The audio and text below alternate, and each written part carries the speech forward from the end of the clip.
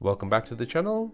In this video, I want to show you how to change your name on the Facebook app.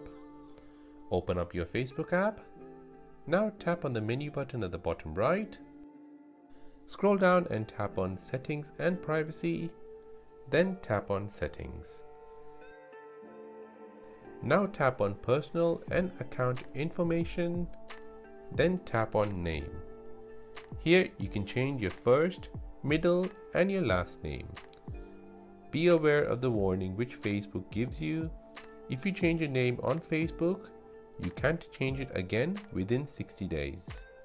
Don't use unusual capital letters, punctuations, or random characters or words. Then tap on Review Change. Now on the next screen, the Facebook app will ask you how you want your name to be shown. Select the option and then type in your Facebook account password. Once that is done, go ahead and press Save Changes. And that is how to change your name on the Facebook app. Before you go, don't forget to like this video and please consider subscribing if you found this video helpful. As always, thanks for watching and see you in the next one.